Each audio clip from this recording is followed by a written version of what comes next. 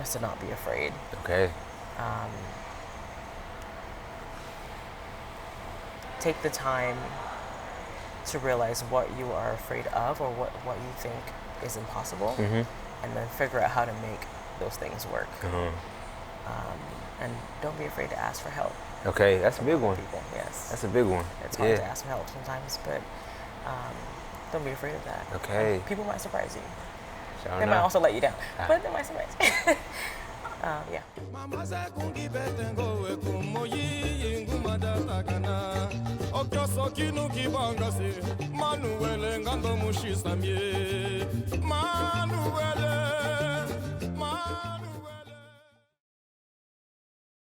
Sorry. Are you good? Hey everyone, welcome to today's episode of the Two Live Eat podcast. I'm your host Terrence Greer, joined today by the wonderful and incredible Miss Rachel Lewis. Yes. Yeah, so if I'm not mistaken, you are a salsa y bachata dancer as well as instructor and performer. Yes, I guess so. Yeah. That all applies. Yeah, you so know, yeah. So you, get this right, you were born in Kingstown, St. Vincent and the Grenadines, but you currently live in Atlanta, correct? Yes, I just moved back to Atlanta. You have a background in, we'll say what, Latin, ballet, Afro. We have quite the background, honestly. Yeah, kind of a mishmash of things. I just decided I wanted to dance. Okay. So I grew up really conservative, so I wasn't allowed to dance. But obviously where I was from, it was like, we have music, soca, it's like whining, soca, dance hall, and I was never allowed to do that, but you know how kids are. Yeah. And then when I was older, I saw this video of a ballet dancer, and I decided I had to do it. Okay. That was it, I had to do it. Yeah. So my mom said, you can, but you got to pay for it yourself. Okay. So I got a job and paid for classes, so I did ballet and hip hop. Oh. That's how I started officially dancing. Okay. And then I saw modern being done, and I fell in love with that. So I did modern for a little while, and then I went to school. When I went to school, I minored in dance. Was that in Kingstown? No, that was in Florida. So real quick, I want to hear about all this, but I have never been to Kingstown. Please tell me, what was your childhood like growing up there? I feel like it's pretty normal. Okay. It's a small island in the Caribbean, like really tiny.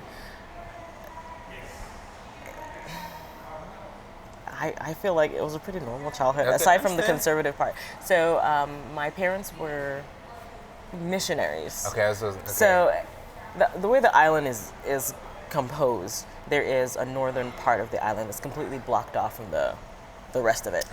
So if you go back to like our history, the Caribs, the original indigenous people of the Caribbean, we had a large population of them on that island. And so you had the French and the English kind of fighting over the actual island itself.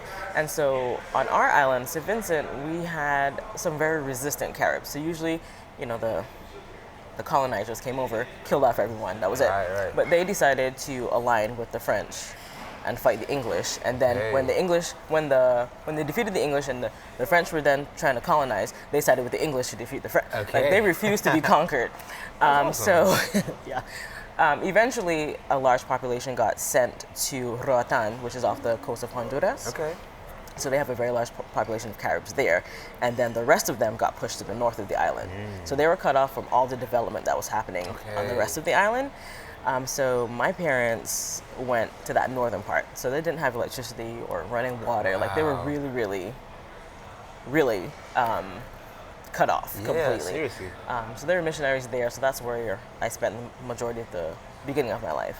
So meaning you grew up without electricity or what? I did, yeah, for a while, yeah. How long? I think until I was like 5 or 6, Really? and then we moved down south, like closer to the capital, which is like normal living. Okay. And then we moved back to the other side of the island, and it was just my mom and my sister and I, and we did no electricity again, until I was like 11. All right. I have never lived without electricity, and I guess I'm so blessed enough to say that. What was that like, Maz? I guess you kind of, when you're young, you're so accustomed to right? it, it's not a big deal. You have your kerosene lamps, you do everything during daytime, and it's not really. Yeah, once night hits, it's a wrap. You're not doing nothing. Well, I guess do some things. But for the most part, you just get accustomed. Like, you know, you got moonlight. You've got, okay. you know, it's just a different way of thinking of things, I guess. Was it were you surrounded? Were there a lot of people with you, or was it kind of isolated? What do you mean? Like, were you in a city at that time, or like, were you, you know, with other people around you? Initially, like when I was really young, I mean, everyone's really well connected because you're not bogged down by all the developmental changes. You're not bogged down by technology. You had neighbors, though. I mean, you had neighbors. But everyone was. It's like a really big family. Or it was like a really big family there, and then once we moved again, and we were without electricity again that second time, we were a little isolated, but you know, I've got my cousins and everybody else. Fair enough. And so tell me, you said you know, you said you were kind of raised very conservative. Yes. I guess looking back on that now to who you are today, how did that affect, you know, your maturation process, your growing up process? You mean like in general? Yeah, in general, I guess. Yeah. Were you quite the rebellious type? No, I was a great kid. I would say overall, it gave me a different appreciation. Okay. For freedom, or? For freedom, responsibilities, for liberties. Okay, I understand. Yeah. I have a different view, I guess, on those things. It left me in no place to judge. Oh. I think I appreciate people making choices for themselves, no matter how I personally feel about it. Okay. Because I've been on the other side where everything was so strictly judged. Okay. I don't want to be negative. No. But I guess, did you go with any animosity towards your parents because of that? Because of that strict household? Some of it normally, you know, teenage years, I felt like I wasn't allowed to do this and I wasn't allowed to do that. It wasn't really fair. And in some cases, I did it anyway. I understand. But I think that's a normal part of growing up, either way. But no, I don't feel like I resent. They did the best they could with what they knew. Mm-hmm. They felt like that was what was necessary to be safe and to be in heaven when you, that was their belief. Yeah. Was there a big dance community in Kingstown? A lot of local dancing, like I said, soca, dance hall, and stuff. Yeah. Right. You know, we have our carnival, Vincent Mass. Okay. Of course, I wasn't allowed to go to that either. Yeah. Wow. Okay. But I heard carnival is always fun time, right? It's crazy. That's awesome. It's crazy. But as far as Latin dancing, there's a little group there now. I haven't been there recently to experience it, but I do know that they do have a couple of instructors there who are teaching it. How important was music in your household growing up? Extremely important. Yeah. My mom had a music school, actually. It was all classical. She had a music school. So she was a music instructor, or? Yes. Oh, wow. So she taught the piano. Okay, that's awesome. She was one of the first, actually, to have a whole actual studio there. Awesome. I don't know how many students she had at the time, but she taught both of us from a very young age to read music. Yeah, I'm sorry. Yeah, I have an older sister. Okay, sure enough. She actually is a musician. Okay. So we both, like, reading music was just like reading English. Okay, I understand. You know, it's just a part of what we That's quite a skill, though. I was in band class there. Reading music is a skill. I don't see it that way at all. It just seems so natural. Okay. Yeah. Like literally at 2 or 3 years old, we were playing the piano, reading music. It wasn't an option. It was just part of life. Something you still can do? I imagine. Yeah, I still play the piano a little bit. That's awesome. Yeah. That's an amazing skill to have. Yeah. Seriously, I'm jealous. Are you? Yes. You bust out, hey, I got a piano. All right, just go ahead. Oh, no. It's a very private thing for me now. Okay. So my mom always insisted that everyone performed piano. And I never wanted to perform. Never liked it. So even now when I play, it's like headphones on, I play to myself. Okay. And there's pieces that I love, and I feel like I couldn't live without playing the piano, but I don't really care to share it with others. Seriously. I'm sure that's really awesome. Thanks. Seriously. So, it's kind of an abbreviated episode, so I'm very curious, growing up in Kingstown and everything, how about this? What were some of your hobbies growing up? Was it obviously music and everything, right? Music. It was playing the piano, singing. We were very involved in church. Okay, right. In church, right. like every day of the week. Very committed. So there was choir, and there was like youth group, and there was always something. Otherwise than that, That was it. I was very focused on school. Okay. So let's say I guess you grown and everything, and then you graduate high school. Do you obviously I guess you decided to go to college? Yes. So we moved to the States when I was 11. Oh, okay. So I actually went to school was here. Was that in Florida? Where'd you move to? We moved to Boston. Okay. Wow. Yes. That's a very big difference in climate, right? Yes. Wow. It was fun. I'm super excited for snow. So. And real quick, that move, was it for I guess more opportunities, or what made your family move? That's kind of a complicated question. Okay. My mom and my dad have been together apart a number of times. I think they've been married 3 times to each other. Really? Yes. So wow. Yeah, a little dramatic. So he actually moved to the States initially. My dad did, and he had family in Boston.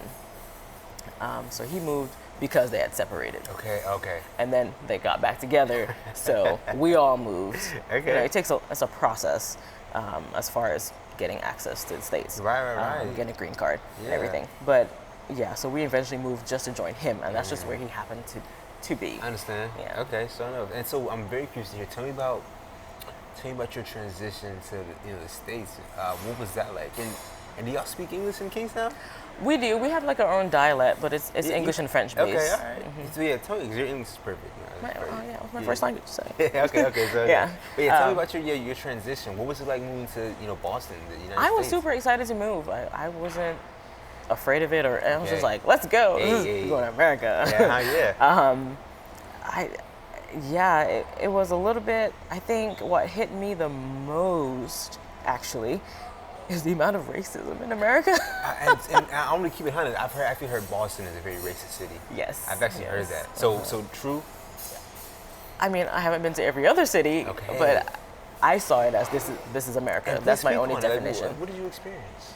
I feel like Hey, come here. Hey, if you could leave like and subscribe for the channel, share with the people, that'd be amazing. I feel like back home, because everyone is mixed to some degree. Of course, there is some colorism, and I think that's just evidence of the world today in general. But all our leaders are of color. You know, it doesn't matter. None of that matters as much. So moving to the States, it's seeing little things like someone following you around the store. No one does that in St. Vincent because we're all the same.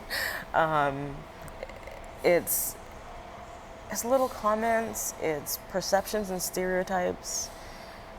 Seeing it in real life, it's a different feeling. Yeah. Real quick, I was reading this. I don't know, just speaking on someone following you in the store. I read that the most likely person to steal is like a teenage white girl. I can see that. Okay. Exactly. I was like, that kind of makes sense. I can see that. Yeah. But so you say you moved to Boston and everything, and you say you experienced this racism, unfortunately.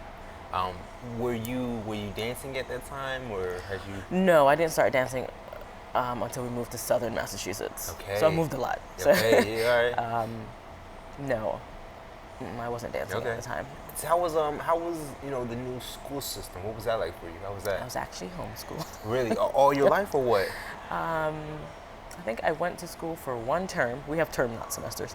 1 term back home, but I was homeschooled exclusively back home. And then once I moved here, I was homeschooled until 8th grade. Okay. Then I went to a Christian school, of course. Okay. So yeah, you are. Okay. Yeah. I told you it's conservative. Yeah, seriously. Yeah. Let me ask you this: I don't know if you have children or no, but if you do, would you be inclined to raise them up that same way? I do have a daughter. Okay. She's 6. No, we are no religion. She can explore anything she wants, and I support it completely if she decides that she believes in something. I myself am agnostic. I don't think that we have the ability to know for sure. But I think people, if you need something to believe in, then that's fine as long as it's not hurting anyone else. I think that's so crazy how your parents were such one way, and then you turn out this way. Yeah. That's it's very peculiar. I just want to say. My parents have changed quite a bit as well. Oh, okay. Now they're a lot more relaxed. Okay. But sometimes you can only do with what you have, the information that you have. Right. And when you're fed information. I understand. You try to live by the information you're given. I understand that. Yeah. But now we live in the age of information everywhere. So it's a very different landscape too. Right. So so you grew up in Boston and everything. I guess what makes you move? Or tell me your journey then. So from Boston to where? Like you need like a map and Right, pins. yeah. From Boston, my parents separated again. Okay. So my mom moved where she could afford to live because Boston's extremely expensive. Okay. You know, Boston, New York, and stuff. So we lived in Southern Massachusetts, with just my mom and my sister and I. And then that's where I started to dance. Okay. Was there. And how old were you at that time? Good question. High school. High school. Okay. 8th grade, I think is when I moved down. Okay. And then I finished high school there. And was that homeschool as well, or that was public or the Christian school? Christian private school. Right, Christian private school. Yes, where my mom worked too, because Okay. she wasn't going to send me to school where she wasn't going to be there. Hey. So was that helicopter parenting? Was that? That's a very new term. Obviously, yeah. she loves you, looked out for Yeah. you. But Yeah. Okay. I understand. Yes. And then after high school, actually my last year of high school was homeschooling because I decided to do it on my own. And then I went to college in Florida. Okay. And so, all right, so please, I gotta hear about this. Growing up in such a conservative household, getting away from your parents, right? What was university like? I also went to a Christian university. Okay. Oh wow. Yes, but Was that your choice or your? it's a combination. So she Okay. wanted me to go to a very, very conservative college, or stay home and commute back and forth. I decided to pick the middle ground and do what she would consider extremely liberal, but a conservative, according to normal people, a more liberal Christian college. Okay. So I went to Palm Beach Atlantic University in Florida, and they had their chapel requirements and stuff, but it wasn't as religious based, and I could dance. So I wanted to find one where a Christian school that had dance as a major option, and then a good science program. So my major was biology. So I chose PBA in Florida. Speak on how did your parents feel about, I guess, you starting to dance? How did that go out? My mom was fine with it. Okay. My dad wasn't really around at the time, so Okay. my mom was fine with it as long as I paid for it. That was her big thing. Okay, sure enough. Yeah. So back in Massachusetts, what were you dancing then? Oh, that's the ballet and the Yeah. So that's the ballet and hip hop, modern. and then the next year I did modern and like the competition team. Okay. So speak on it. How did you get introduced to the Latin dancing? How did that come about? Kind of weird. So I went to school in West Palm Beach, just an hour outside of Miami, and I did not Latin dance at all the whole time I was at school. You did not dance. You didn't like it. I didn't Latin dance. Oh, I did no salsa, anything. Oh, okay. The whole time in Miami, I missed that completely. Granted, I was working a lot and I was in school, but I don't know how I missed it. I kind of look back at it now. I'm like, really? You could have been dancing the whole time. Right. But I went to Emory for my graduate school, and one of my lab mates said, my friend goes here. I know you dance and, you do, dancing in general. My friend goes out and she takes this class. I can't remember what it's called. It's some kind of Spanish class. I said, okay, I'll just go. I'm new. I don't how much people that I know or anything. It's like, I'll just go. And that was a bachata class. And I took it. I was like, oh my God, that sounds fun. I was just bachata. Every Wednesday night, I was up there bachata dancing. And I saw the salsa dancers, and I was like, wow, this is not, but I don't think I could do that. Yeah. I think just over time, back then, that was like 2010, 2011. Okay. So bachata wasn't as big as it is now. I understand. So we didn't have these bachata exclusive events, so it was salsa with some bachata. Right, exactly. So I would be just watching or trying to pick things up on the dance floor. And then I had someone suggest doing on two, and I said on two is impossible. I hear the on one. I can pick it up because I wasn't taking classes. Right. So it was just social dancing. Okay. So I could hear the one and I could step back on one and I'm fine, but this two thing I don't understand. And he said, come take classes with me. Yeah. Who was this man? This is Ruben Gonzalez in Atlanta, but he learned in New York. Okay. He's kind of low key. He doesn't teach that much now. Okay. I took classes with him, and he really knows his rhythms and the history and stuff. So he really taught the fundamentals, and I loved it. That's awesome. So once I went on 2, I never went back. Okay. Hey, nothing wrong with that. I dance on 1 now, obviously, but Yeah. but yeah, I absolutely love the feeling of New York style salsa. Real quick. Tell me about your beginner stage. Learning salsa and bachata. What was that like? For me, it was all fun. So at that point in my life, I said, Rachel, you're not going to be a dancer. You're too old now. You started way too late, because I started ballet when I was like 15 in high school. Right. I was like, you're a little different though. Right, yeah, it is, granted. I said, you're too old.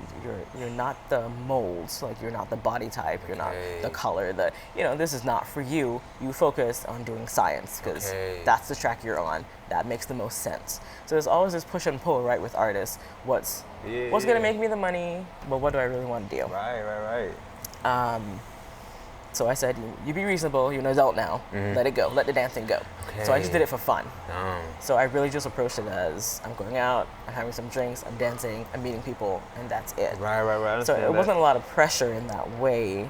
I'm a little bit of a perfectionist, so I wanted to get things right. But it was really just a way to continue dancing, but to do it kind of for free. Okay, yeah. What was your question? Now I forgot. Kind of like you beginner stage. You said it was fun though, right? Right. So it was just fun. A lot of what I learned was social dancing. Okay. And then once I started training with Ruben, I said, I can maybe do this and be really serious about it. But it's still always that aspect of what's realistic. Like, you can't live off of this while you're spending your money on something like this. And then to beginner stage, I spend a lot of time social dancing. Okay, yeah. Social dancing is another form of practice, though. So you're getting better. It is. Definitely. I firmly believe now that everyone needs to take classes. Oh, of course, yeah. Yeah, of course. But yeah, that's what it was for me. It was fun and not serious. And then what was next? And then I left Atlanta. Okay. So I had my kid. I left Atlanta. I went back to mommy and said, help me with the baby. And I stopped dancing after that. Okay. So that was maybe 2013. Yeah, 2013. Okay. I stopped dancing. There's not a very big scene where my mom was in Greenville, South Carolina. Okay, sure enough. So all that happens. It's a complicated story. That's fine. That's fine though. I guess during that time when you were not dancing, did you feel like something was missing? Did you still have that yearning to dance? I always end up dancing again. Okay. So I stopped, and I moved. I stopped, and I joined the gym. I took my first Zumba class. Okay. And Zumba, it's salsa. Right, it's a fusion, Latin right? based. It's it's not exactly the same thing. Right. But I took it, and I just had so much fun. Okay. And I ended up becoming an instructor. Okay, nice. Certified and everything? Yeah. Nice. All right. Somehow I ended up becoming a Zumba instructor. And I love Zumba for the fact that it isn't just one genre. Exactly. So if the Zumba instructor is doing their job correctly, they're doing everything. Right. Like I'm pulling from Bollywood, I'm pulling from African, I'm right, pulling from salsa, I'm pulling from bachata yeah. and cumbia. You're doing everything. So I did that for a while, and then one of the ladies in Greenville, like she knew I danced on too, and she reached out and said, "We're starting this group. Do you want to be a part?" And I said, "Oh, maybe, maybe." And that was Sapphire Ladies. Okay, I've heard of them. Yeah, I've heard of them. Sapphire is based in New York. Yeah. Okay. Yeah, Arlette and Carlos. That sounds familiar. So they started the franchise team there, and I joined it. I was like, I'm just gonna join. I'm not really gonna perform. just gonna learn. And that was my first time doing footwork like that. Okay. So I saw a video of you dancing, and I don't know what team that was with, but yeah, okay, that footwork was a lot of footwork. Yes. And I love the challenge of footwork. Okay. So I performed with them, and I felt like at some point I just decided that, you got one life to live. Hey. If this is what you love to do. Yeah. You pursue it wholeheartedly. Right. Not in ignorance, of course. Obviously, you don't leave your job and just go. But I decided to put myself in a place where I could take it more seriously and invest the time and still support my kid. Yeah. Yeah, and I think the biggest thing for me was fear. Okay. So just to face the fear and to let that go and say, I'm going to do this anyway. Okay. It takes a lot. That takes a lot of courage. It does. I had my year of yes. So I said yes to a lot of things I would have said like, no, that's impossible to. Okay. And from there, you know, the whole world kind of opens up when you're willing to say yes to things. Yeah. And now this year is my brave year. So I don't know. Are you able to do this full time now? Is that your goal? that is my goal. So Okay. I just moved back to Atlanta a month ago. In the hopes of doing this full time? Yes, in the hopes of pursuing it completely, to get training really. Okay. And then to kind of branch out. I'm starting as Afro Ladies Atlanta. Oh, so okay. I'll be directing that team. But I just want to focus on getting better. So tell me, I'm very curious here, and others are very curious here, you know, who want to do this full time as well. What is your game plan? You know, how are you going about this, trying to accomplish this goal of yours, this dream to become a full-time dancer? I feel like it starts financially. So, right, of course. Especially if you have a kid that you're trying to support. So the first thing for me was getting a job that was flexible. Okay. So I do transcription online. Okay. So I can do that anywhere, anytime. I can bring my work with me to a congress if I need to. Yeah. And then it was putting myself where I had a support system with my daughter. Okay. So moving back to Atlanta where her dad is. So Okay. when I'm gone, I'm not trying to find a babysitter or trying to pay someone to take care of her. I have a support system there. That's awesome. And then I think in order to be successful, you have to put in the time. Of course. So it's setting that schedule, and it's cross-training, it's conditioning, it's taking care of your body. Right, seriously. Sometimes. And surrounding yourself with people who are going to stretch you, where you're not comfortable in the class anymore. Okay. It is hard, and you want to be that person in the back crying. That's how you grow the most. So true. Especially, I guess in your situation, you know, you're really relying on yourself, right? No one is telling you what to do, right? No one's like, be here at this time. You're really relying on yourself to make it work. You get what I'm saying, right? Mm-hmm. Yeah. Independent, yeah. Yeah, definitely. That's yeah. Any advice for someone out there who may be hesitant to go after their dreams? That's a tough one. I think most generic advice, non-specific advice I can give is to not be afraid. Okay. Take the time to realize what you are afraid of or what you think is impossible, and then figure out how to make those things work. And don't be afraid to ask for help. Okay, that's a big one. People, yes. That's a big one. It's hard to ask for help sometimes, but don't be afraid of that. Okay. And people might surprise you. Sure They might also let you down, but they might surprise you. I think the biggest thing is to let go of fear and to see the possibilities instead of the impossibilities. Right. Okay. Real quick. Going back to, I guess, a month ago, what pushed you over the edge to go all in on this? You know. I think it was gradual.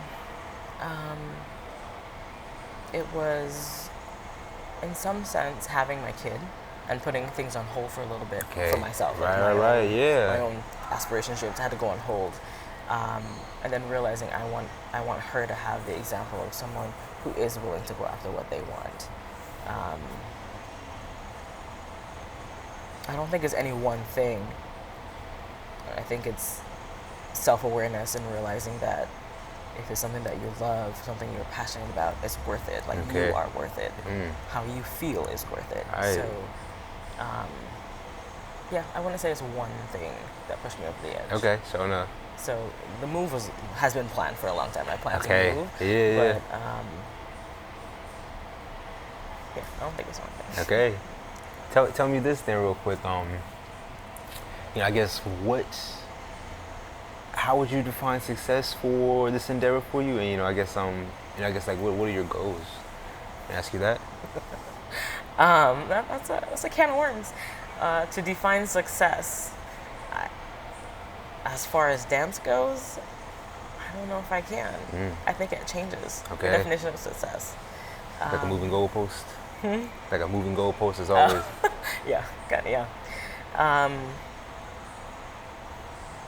What was the other part of the question? You said define success and. Yeah, I guess what are your goals for this endeavor? My goals. Long-term goals. I would like to be doing this, like I said, full-time enough to support myself. Sure enough. I want to be able to impact other people with what I do. Okay. I think like in a very true artist sense. What I'm doing on stage is sharing myself. Yeah.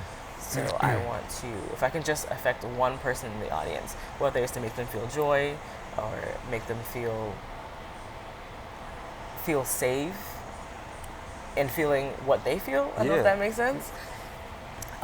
Passion, excitement, or if it's I'm not alone because I can see what I'm going through and what she's presenting. Yeah. I believe that's, at least for me, that's why I dance and why I share my dancing. It's not as much a show in a sense like here's what I can do. It is everything that I am in that moment on the stage. Okay. In hopes that it can reach other people. Yeah. I think when you put it like that, that's kind of why people say it's an expression of yourself, right? And I understand that. I understand that now. Yeah. On some level, it's interpretation of music.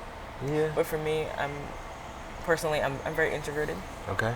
And I'm not a super outwardly emotional person. I understand. But when I dance, that's how I express my emotions, how I work through my emotions. So for me, dancing is extremely vulnerable, and it is a visual expression of what I'm feeling. Right, exactly. Real quick before we wrap this up, tell me about your Ladies in Heels class. Please speak on that. Oh yeah,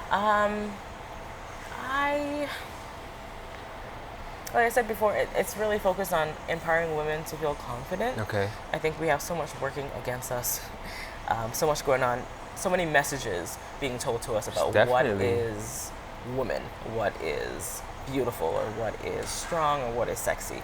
It's very clear messages that we are not good enough.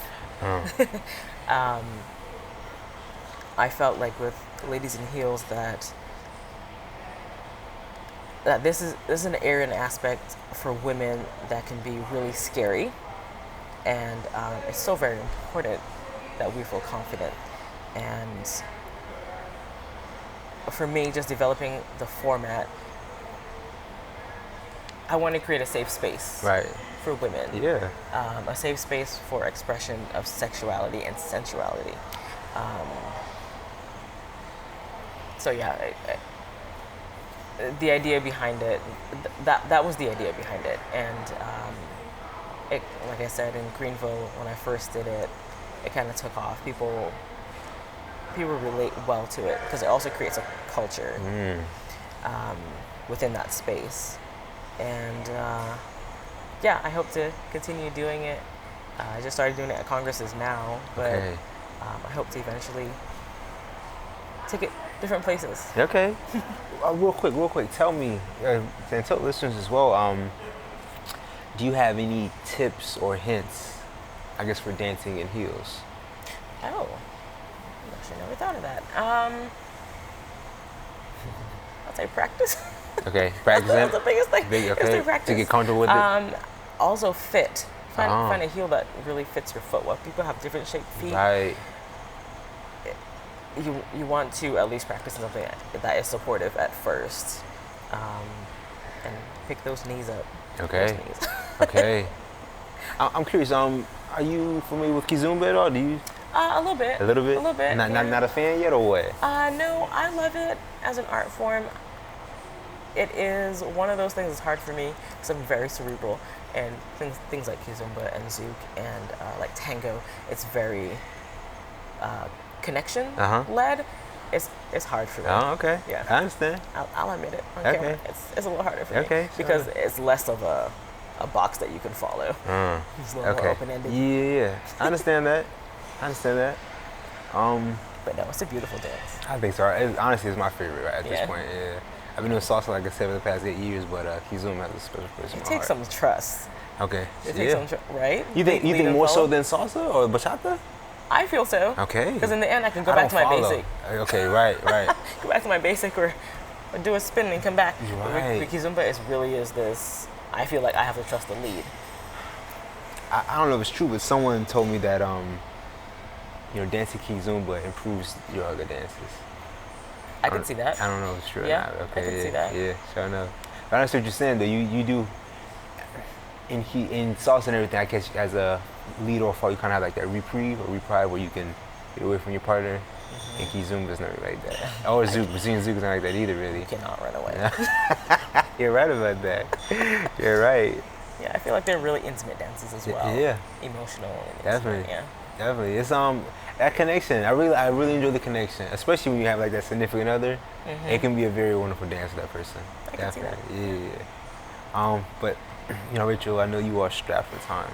I'm sorry. I know, no worries. I really appreciate you taking time to even do this for me. Real quick, please tell me, what are some of your upcoming events that will be going on? What do I have going on? I'll be at Ballet, which is.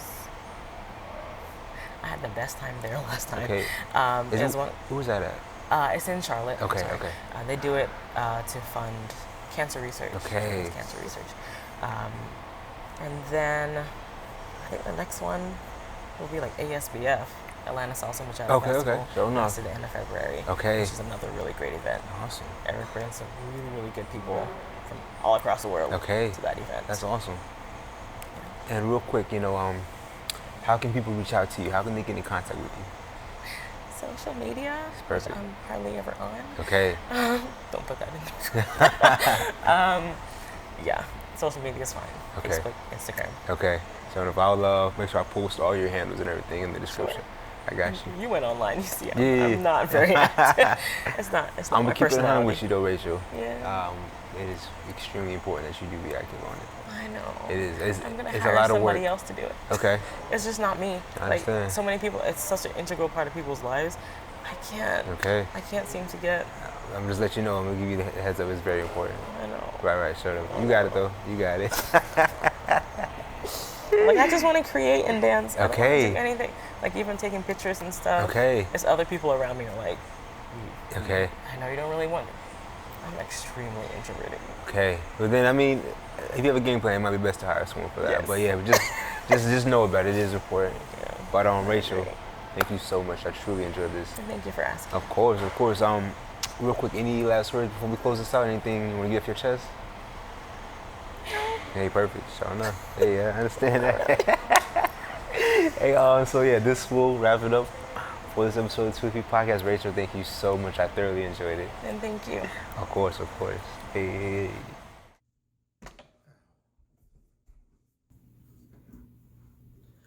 All right, so hey everyone.